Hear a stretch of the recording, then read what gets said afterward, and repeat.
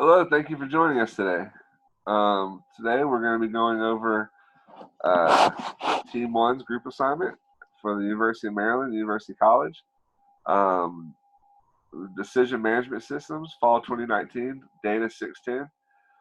It's assignment 5 for a team analysis assignment, Cognos Analytics, for Dr. Sunek Chakraborty, and consisted of 4 students in the class, Fazio Adibia, Kareem Hussein, Daniel McNeil, and Stacy Wassell. Introduction is the data set used for this data analysis assignment was the life expectancy file the data contains.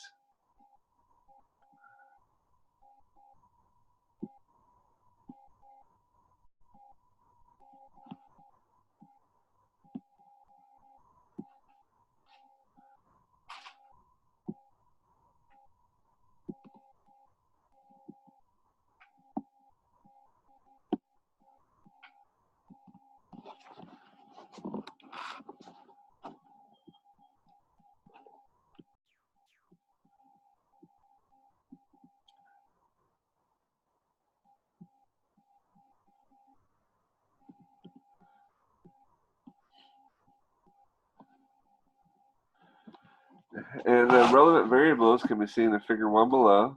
There's many features to Cognos Analytics, which are extremely useful for iterative explorations of data set and sources.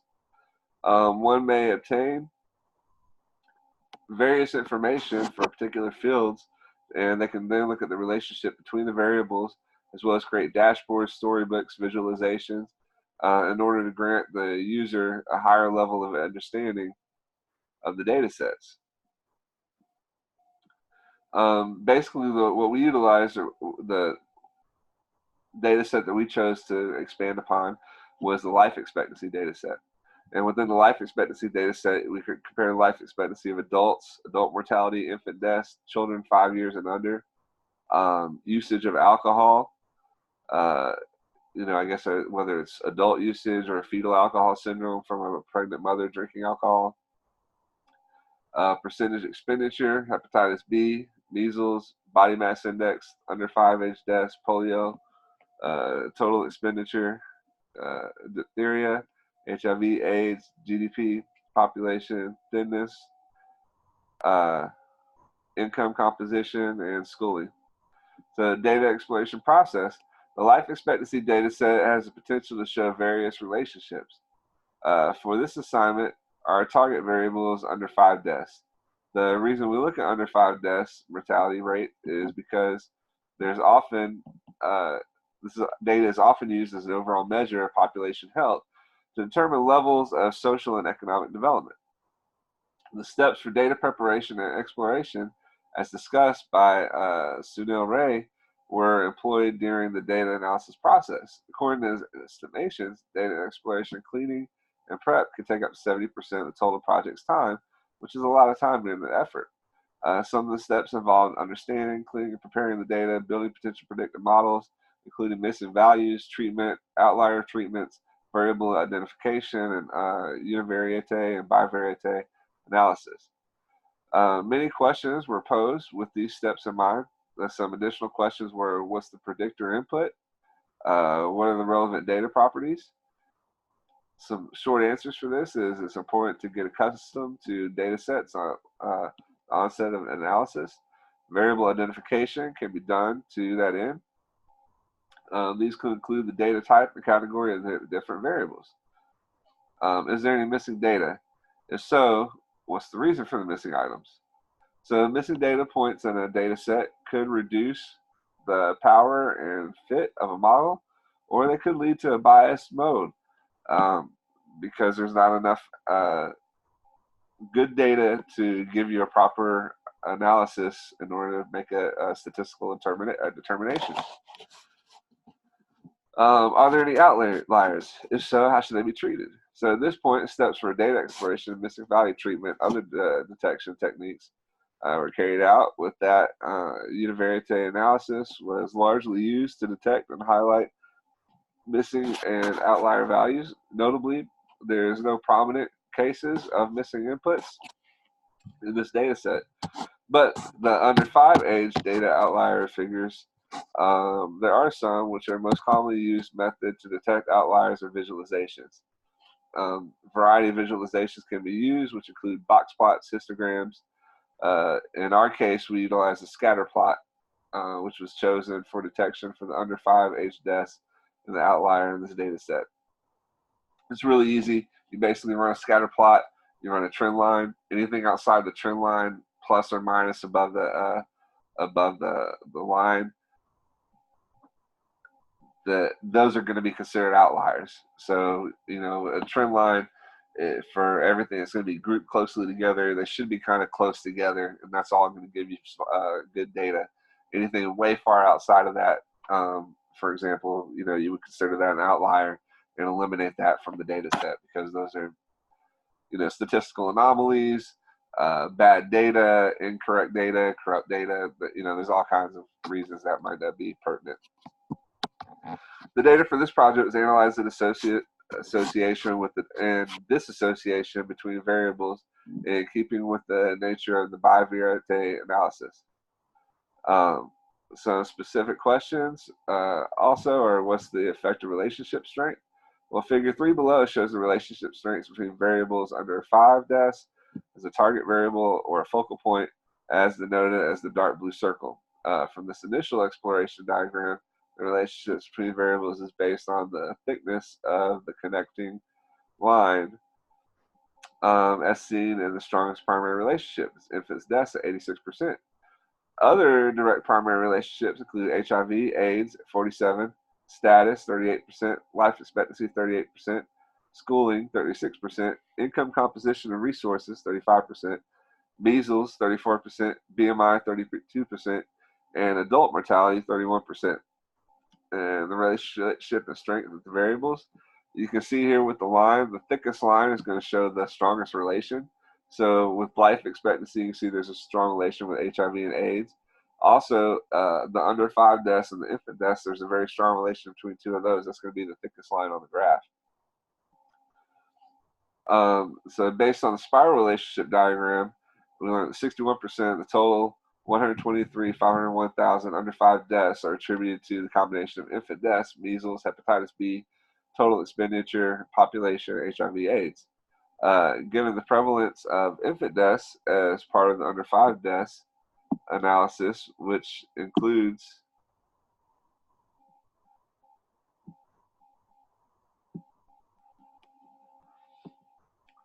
a percentage of 72% for the entire data set. It's based on a visualization using the under 5 deaths as the y-axis, resulting in 123,501 total and infant deaths comprising of 89,033 of those on the x-axis. You can see the spiral graph showing what we were just discussing. Data visualization and insights. The child mortality today is at the lowest it's ever been, which is really good. In the last decade, child mortality rate has more than halved, from 12.6 million in 1990 to 5.4 million in 2017. Therefore, the first exploration of the data set included looking at how common under 5 child deaths were from 2000 to 2015. On the bar graph in figure 5, the data tells us the sum of all under 5 deaths from 2000 to 2015 is 123,501.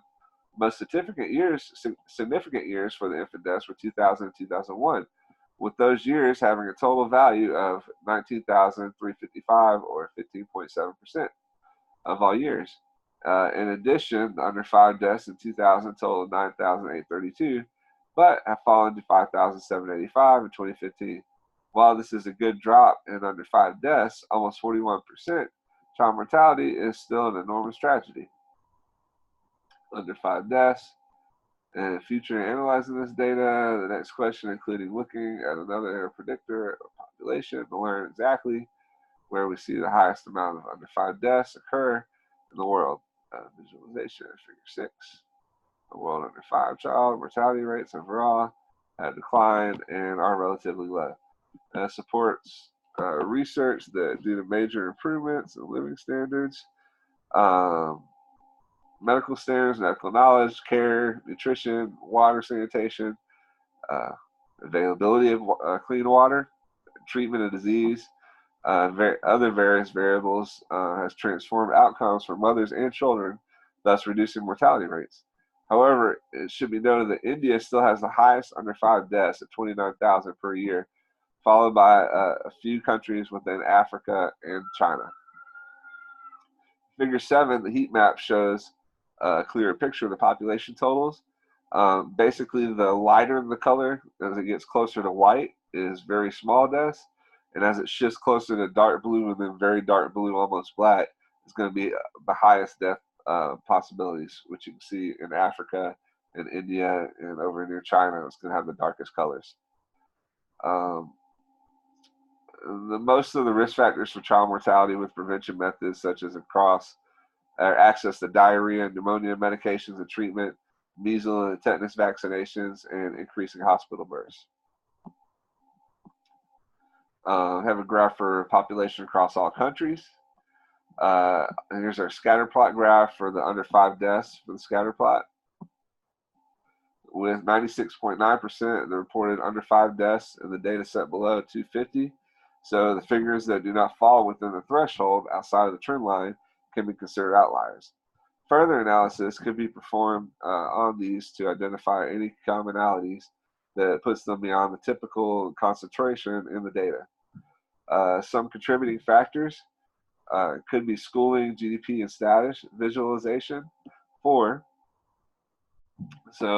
country status of developing is a high indication of high under 5 death figures, as developing countries account for 122,574 of the under 5 deaths in the data set, in comparison to developed nations accounting for only 927 under 5 deaths.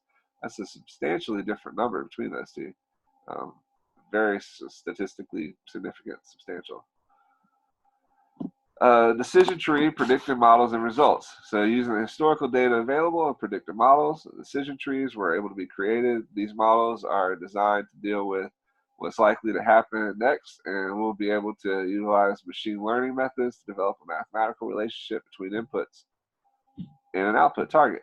Although the models are not likely to be able to predict events happening in absolute certainty, there's some value in the continuous and categorical trees produced because they will enable potential decision makers to predict outcomes on new cases. The continuous and categorical targets for this project were the status, respectively.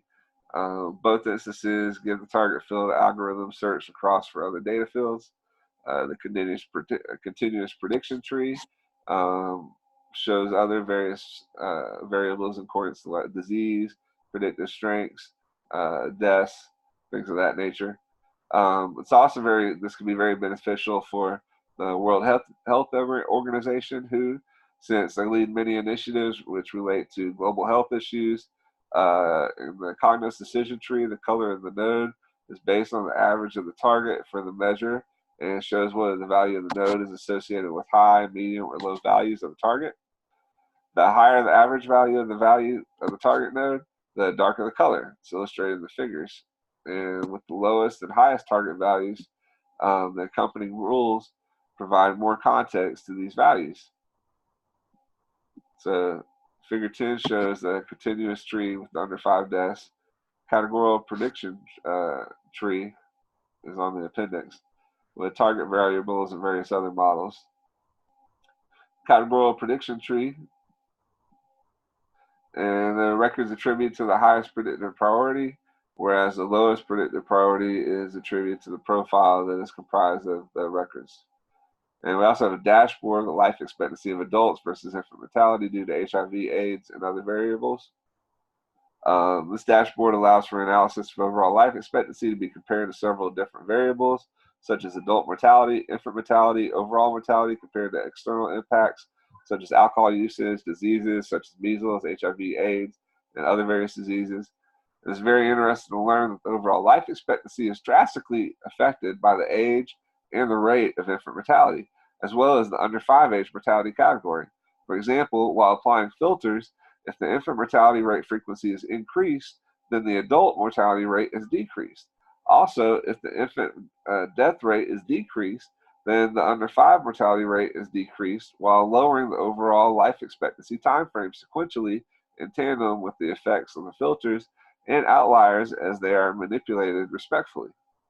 This means that there is a direct correlation between the age of life expectancy overall in relationship to the infant and under 5-year-old mortality rates. Then we have a storybook depicting all the graphs and data analytics information that we use to come up with this. There's a video, which we're making right now, describing all the information and everything that went to the assignment. Quick discussion of relevancy within our organization. This can be used for the pharmaceutical, medical device industry, statistical information in terms of clinical trials, preclinical trials, post-market surveillance, efficacy checks for the medications and the medical device, adverse events, adverse reactions, all that need to be reported back to the FDA. Could also be used for the inner workings specific for various companies, for staffing, recruiting agencies. Gives you real-time analysis that you can give to your clients, the likelihood in order for services to be rendered. Also in terms of organizations, amounts of data can be collected, very large amounts of data can be collected and broken up into smaller segments, which can be easily interpreted in order to give real-time feedback and help make business decisions to save money, increase headcount, throughput, optimize processes, decrease loss, make everything run more lean.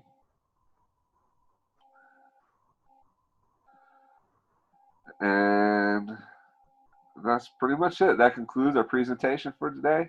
Thank you very much for taking the time out and listening to our presentation and what we have to offer.